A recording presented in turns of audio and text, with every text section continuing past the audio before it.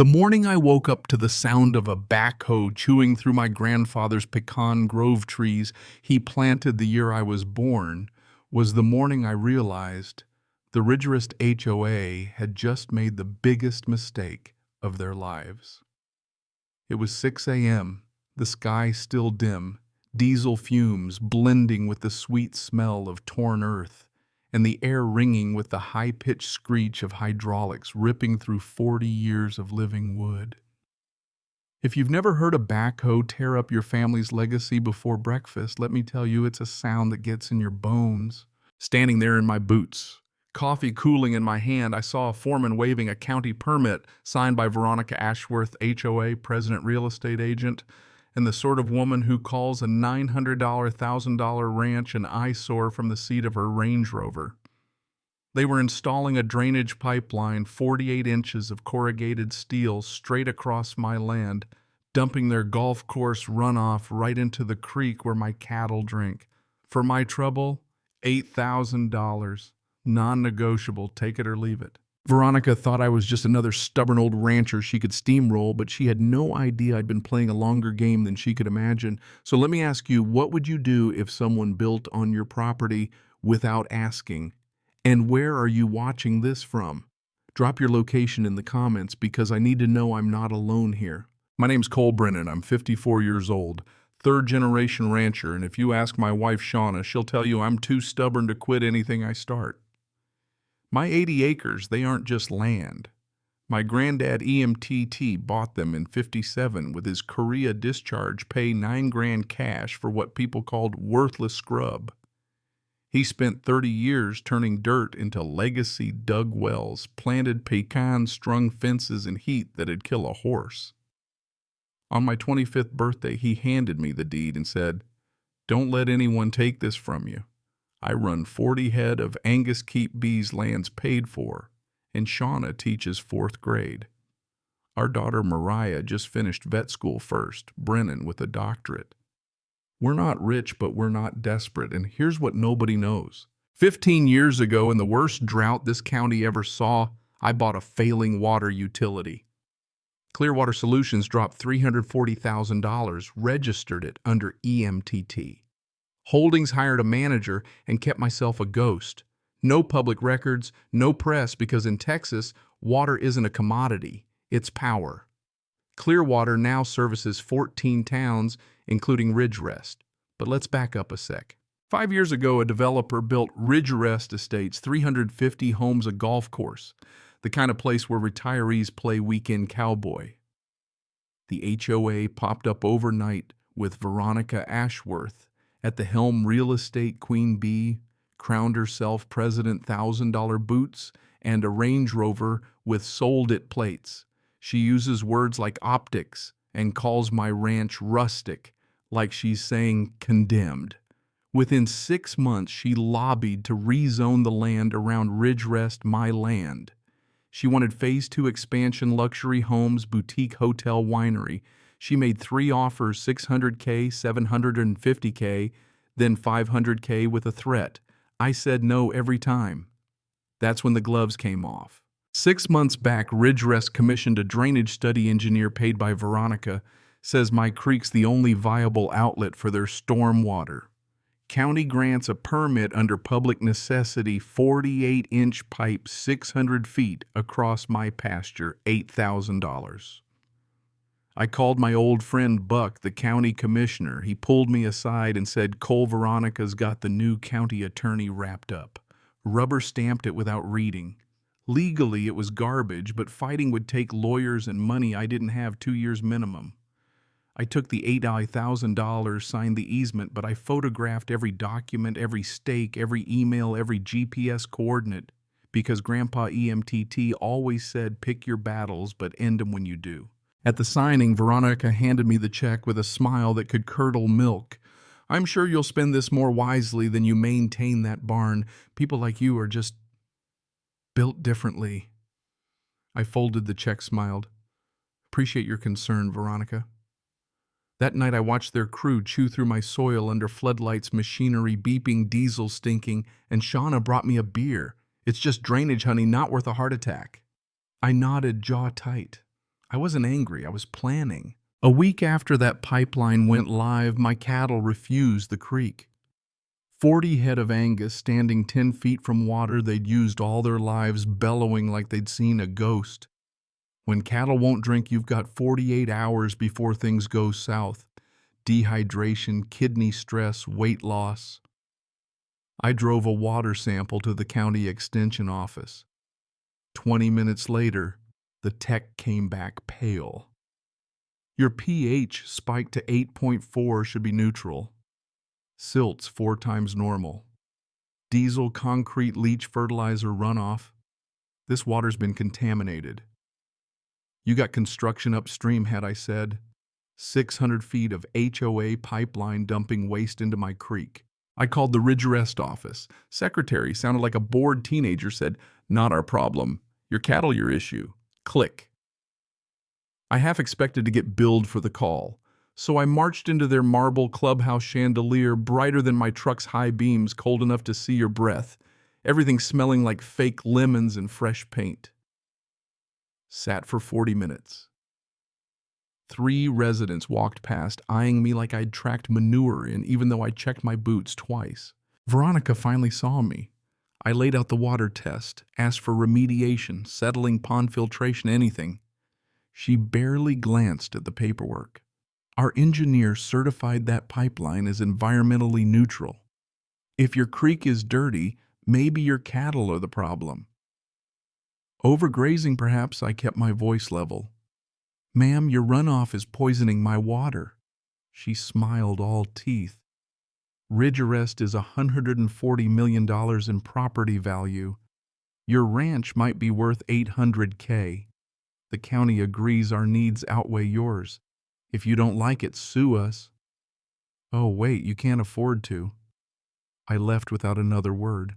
At home, I pulled every document, and Grandpa EMTT's voice echoed, "Pick your battle, end it." I texted Darnell, my Clearwater manager.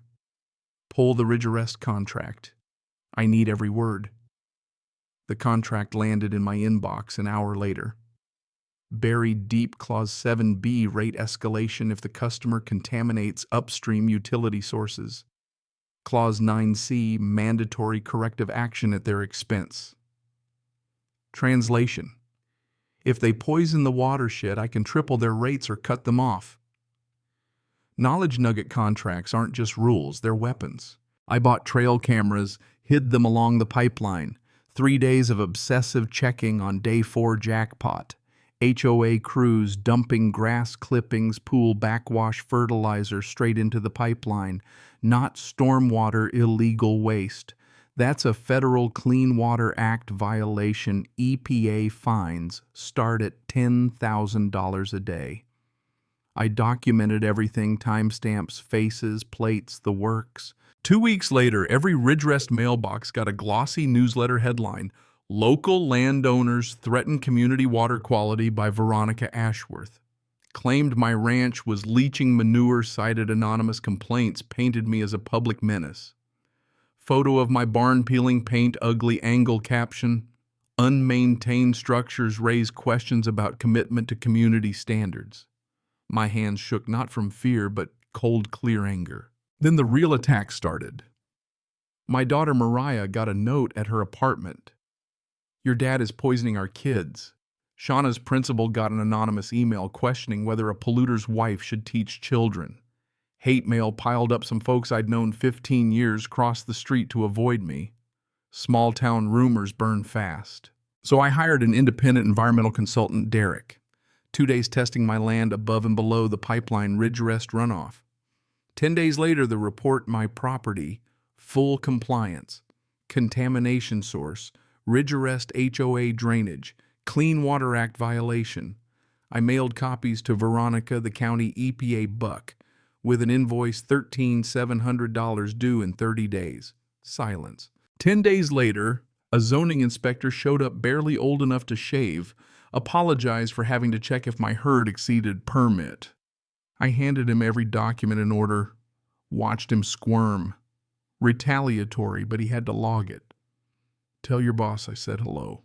That night I dug through Clearwater's database, found Ridge Arrest was using 18% more water Then their contract allowed for 2 years. That's $23,000 in overage fees never billed till now.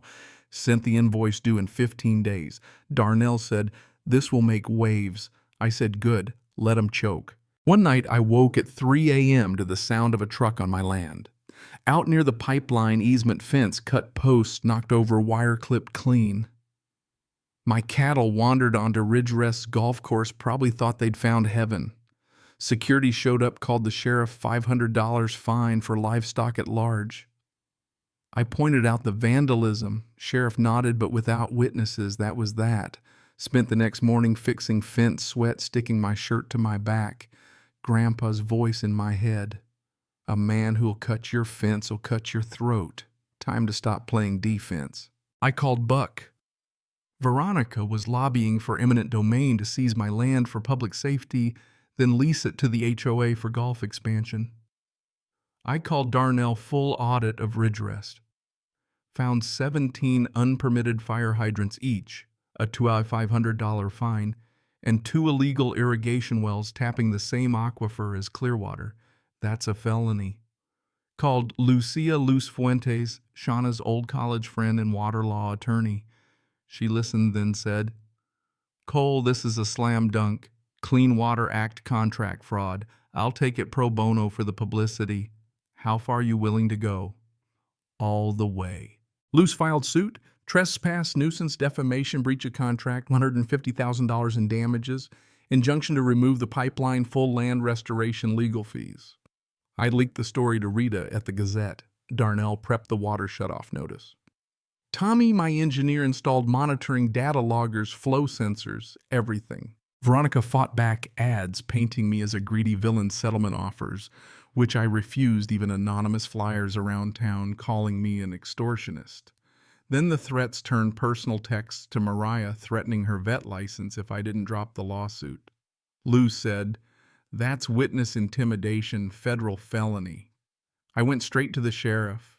They traced the number to a burner bought on Veronica's card. Then like clockwork, the pipeline failed. 9 inches of rain, 3 sections burst at 2 in the morning. Tommy's drone caught it all contaminated, floodwater washing 12 acres of my pasture, damaged $38,000. Ridgerest lost water to 60 homes, 100 more had brown sludge from the taps. HOA board erupted. Glenn, the one honest board member, resigned and gave Rita an interview. "This HOA is corrupt and incompetent." Veronica tried to lobby the county again. The answer, "You're radioactive. Don't call me again." With no more cards to play, Ridgerest caved. Settlement HOA to remove the pipeline, restore my land. Pay $100,000 grant, a conservation easement protecting my 80 acres forever. Veronica resigned facing criminal charges. Glenn became president. 3 weeks later, we threw a pipeline removal party, brisket smoking since dawn, kids splashing in the newly cleaned creek, Shauna's peach cobbler cooling on the table, neighbors, and even some Ridgerest folks raising a glass. You know, it wasn't about revenge. It was about justice. I set up a fund to help small landowners facing HOA bullies. And here's what I learned: when powerful people come for what's yours, you can roll over or fight smarter. Fighting smarter means documentation, patience, and using your leverage without apology. So here's my question for you. Have you ever fought back against an HOA, a bully, someone who thought they had all the power? Drop your story below. What worked? What didn't? The more we share, the harder it gets for the bullies to win. And if you believe in standing up to petty tyrants, hit that subscribe button. Next week, I'll tell you about the neighbor who tried to steal my water rights, didn't know I'd been recording every conversation for 6 months. You're gonna love that one.